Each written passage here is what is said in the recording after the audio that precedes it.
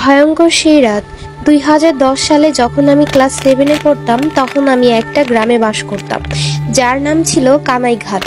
আমার ছোটবেলা থেকেই ইচ্ছা ছিল ইংলিশ মিডিয়াম স্কুলে পড়ার, যা গ্রামে ছিল না। গ্রামের প্রাথমিক বিদ্যালয়ে ক্লাস 5 পর্যন্ত পড়েছি। এরপর একদিন আমি শহরে একটা স্কুলে পরীক্ষা দিই এবং আমি পাশ করেও যাই। প্রতিদিন গ্রাম থেকে শহরের স্কুলে আসা যাওয়া করাটা আমার জন্য সম্ভব ছিল না, তাই বাবা স্কুলের পাশে একটা বাসা ভাড়ালেন। আমি, আমার মা, বাবা আর ছোট ভাই রওনা হলো। তো আমাদের পৌঁছাতে বেশ দেরি হয়ে যায়, তাই আমরা ঘুমিয়ে যাই। পুরাতন বাসা ছিল, দেখতেও বেশ ভয়ানক হলেও আমার কাছে বেশি একটা ভয় লাগেনি। তো যাই হোক, বেশ কয়েকদিন ভালোই কাটলো আমাদের।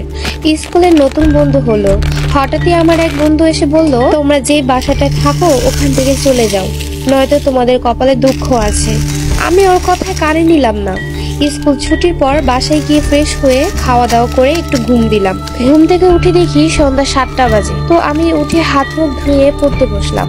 পড়া শেষ করলাম প্রায় 9টার দিকে। তারপর টিভি দেখতে দেখতে ভাত খাচ্ছিলাম। মা ও বাবা অন্য রুমে গেলেন ঘুমাতে। আমি আর আমার ছোট ভাই একসাথে ঘুমাতাম একটা রুমে। ভাই ঘুমিয়ে পড়েছে, আমি খেয়ে আবার পড়তে বসেছিলাম। তখন রাত প্রায় 12:30। চারদিকে শুনশান নীরবতা, কোনো আওয়াজ নেই। হঠাৎই কান্নার শব্দ আমার কানে ভেসে আসলো। সেই মুহূর্তে কারেন্টও চলে গেল। তো আমি ভালো করে খেয়াল করলাম, কান্নার আওয়াজটা ঠিক নিচ থেকে আসছে। ওই মুহূর্তে নিচে গিয়ে যা দেখলাম সেটা আজও আমার মনে পড়লে গায়ের লোম খাড়া হয়ে যায়। তো যাই হোক, আমি মা বাবাকে না ডাক দিয়ে দেখতে গেলাম একাই যে কে কান্না করছে। হাতে মোমবাতি জ্বালিয়ে আস্তে আস্তে নিচে নামি। কেমন জানি একটা গন্ধ আসছিল। একটি বাসার দরজা খোলা, ওখান থেকে একটা সাদা কাপড় পরা লাশ শুয়ে আছে। আমি নিজে আমার চোখকে বিশ্বাস করতে পারছিলাম না। কেউ যেন আমার নাম ধরে ডাকছে।